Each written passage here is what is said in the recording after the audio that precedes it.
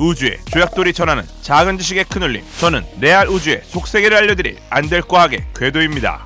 심리적 두려움을 극복하기 위한 동굴 탐험 훈련, 척박한 환경에 적응하기 위한 화산지대 훈련, 고립된 환경에서 살아남아야 하는 극한 생존 훈련, 바로 우주 탐사를 위한 우주인들만의 특별 훈련 과정입니다. 우주 비행사로 선발된 인원들은 이처럼 특이하면서도 강도 높은 다양한 훈련들을 받고 있는 것으로 알려져 있는데요. 과연 평범한 우리도 이들처럼 우주인이 될 수 있을까요? 그래서 준비한 우주인 선발 과정의 모든 것, 지금 시작합니다. 2020년 12월 미국 항공우주국 나사가 인류의 두 번째 달 탐사를 위해 발표한 18명의 우주비행사 후보들 중 눈에 띄는 한 명의 우주비행사가 있었습니다. 바로 유일한 한국계 미국인 우주비행사 조니 김. 그는 미 해군 특수부대원이자 하버드 출신 응급의학 의사로 활동해 나사에서도 손에 꼽히는 끝판왕 스펙이 공개되어 화제를 모았는데요. 이처럼 나사에서는 최근까지도 뛰어난 능력을 지닌 새로운 우주비행사 후보들을 계속해서 발표하며 우주로 나아갈 우주인들을 꾸준히 모으는 모습입니다. 그렇다면 치열한 경쟁률과 혹독한 훈련을 무릅쓴 이들은 우주비행사가 되기 위해 어떠한 자격을 얻고 나사에 입성하는 것일까요? 여기 나사의 홈페이지를 보면 우주비행사가 되기 위한 자격 요건을 자세하게 볼 수 있는데요. 먼저 우주비행에 필수적으로 쓰이는 과학 지식과 기술을 다룰 줄 알고 공학 및 수학 분야에서 석사 학위를 소지해야 합니다. 각 지원 분야마다 최소 2년 정도 전문 경험도 갖고 있어야 하죠. 또한 최소 1000시간 이상의 제트기 조종 경력도 필요합니다. 보통 이러한 경력은 군대에서 많이 쌓을 수 있겠죠. 이에 실제로 군인 출신 우주비행사가 나사의 많은 비중을 차지한다고 합니다. 그 밖에 나사의 우주비행사 프로그램을 신청하기 위해선 미국 시민권이 필요합니다. 유효한 미국 이중 국적을 가진 신청자도 가능하다는 예외가 있기도 하죠. 단 연령에 대해서는 특별한 제한을 두지 않습니다. 보스토크 2호에 오른 역사상 가장 어린 26살 우주비행사 게르만 티토프도 있고, 존 클레는 그의 나이 77살에 디스커버리 우주왕복선에 탑승했습니다. 우주비행사 후보들의 평균 연령은 34세지만 이처럼 다양한 연령을 가진 우주비행사들이 나사를 거쳐갔습니다. 신체검사야말로 우주비행사 후보자라면 꼭 통과해야 할 과정 중 하나입니다. 여성과 남성은 동일한 기준으로 검사를 받게 됩니다. 시력은 안경 착용을 포함한 양쪽 눈이 1.0 이상이어야 하는데요. 물론 라식 수술을 받아도 그 정도의 시력 교정은 문제없이 허용되고 있습니다. 시력이 통과된다면 우주선과 우주복에 대한 신체 사항을 충족해야 합니다. 키는 157.4에서 190.5cm, 앉은 키는 99cm 이하, 몸무게는 50에서 95kg 이하. 이러한 표준 체형을 충족하면 나사의 우주비행사가 되기 위한 첫 단계를 통과했다고 할 수 있습니다.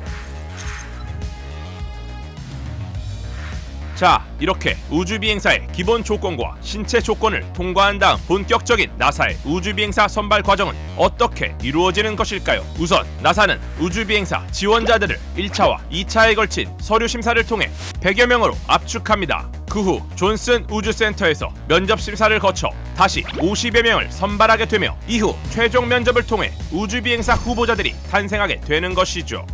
2017년은 18,300여 명이라는 역대 가장 많은 우주비행사 지원자들이 몰린 해로 기억되고 있습니다. 아직까진 이 기록을 넘지 못했지만 최근 2020년 3월 나사의 우주비행사 모집에 총 12,000명 이상이 지원했다고 합니다. 짧은 모집 기간에 더 엄격해진 요건을 감안한다면 결코 줄어든 추세가 아닙니다. 오히려 우주비행사를 향한 사람들의 열정이 더욱 커졌다는 것을 확인할 수 있죠. 하지만 우주비행사 후보자로 선발되었다고 해서 모두 우주로 가는 것은 아닙니다. 먼저 선발된 지원자는 휴스턴에 위치한 나사 존슨 우주센터의 우주비행사 사무실에 배정되어 약 2년간의 훈련 및 평가 기간을 거치게 됩니다. 이 기간 동안 정식 임무 훈련에 필요한 지식과 기술을 습득하기 위해 혹독하기로 유명한 기본 우주비행사 후보자 훈련 프로그램에 참여하게 되죠. 그렇습니다. 모든 우주비행사 후보자는 훈련 기간 동안 강도 높은 수중 시험을 통과해야만 합니다. 이 수중 환경이 우주의 무중력 환경과 매우 흡사하기 때문인데요. 후보자는 우주복과 테니스화를 착용한 채로 25m 거리의 수조를 왕복하거나 우주복을 입고 물속에서 10분간 제자리 걸음도 합니다. 또한 실제 무중력 상태를 체험하기 위해 구토 해성이라 불리는 항공기 안에서 하루 동안 무려 40번에 걸친 급상승 및 급하강 훈련을 반복합니다. 다양한 기압 상태를 대비하기 위한 적응력을 높이는 훈련이죠. 체력만큼이나 중요한 것은 바로 강한 정신력인데요. 후보자들은 극한의 우주 환경을 견뎌내기 위해 엄격한 의료 및 정신과 검사를 거치게 됩니다. 그리하여 체력과 정신력, 골고루 평가받는 고난이도의 테스트를 모두 성공적으로 마친 후보자들만이 우주인의 자격을 얻습니다.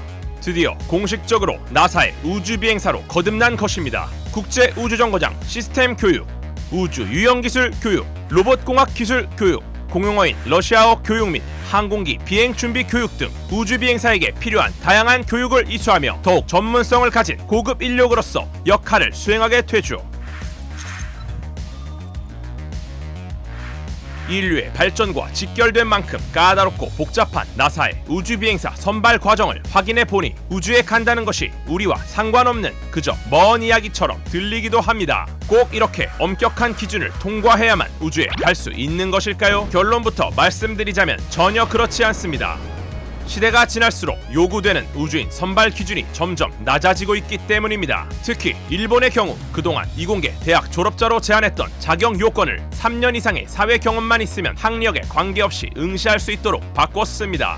이과 계열뿐만 아니라 문과 계열 졸업자 또는 대학 졸업 여부와 관계없이 우주 탐사에 적합한 능력만 있다면 우주인이 될 자격이 주어질 수 있습니다. 또한 유럽 우주국 역시 장애인 우주인을 모집하기 시작했습니다. 비장애인과 같은 임무를 해내기 위한 전용 장치도 개발 중에 있죠.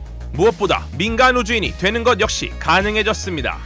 스페이스X, 블루오리진과 같은 많은 민간 우주 기업에서 민간인 우주여행 프로그램을 기획하고 있죠. 신체 조건만 적합하다면 누구나 우주에 갈 수 있는 시대가 앞당겨지고 있는 것입니다. 2021년 9월 스페이스X의 크루드래곤에 탑승해 3일간의 우주여행을 다녀온 4명의 우주인이 민간 우주여행의 첫 페이지를 장식했습니다. 6개월간의 훈련을 마친 이들은 비행 중 혈중 산소도, 수면, 인지 능력 및 기타 생명 반응 자료를 수집하며 매일 15차례씩 지구 궤도를 비행했는데요. 이를 통해 우주 여행이 일반인에게 어떤 영향을 끼치는가에 대한 중요한 연구도 진행할 수 있었습니다. 민간 우주 여행 시대에 서막이 열리며 우주 여행 대중화의 속도가 빠르게 붙고 있는 상황이죠.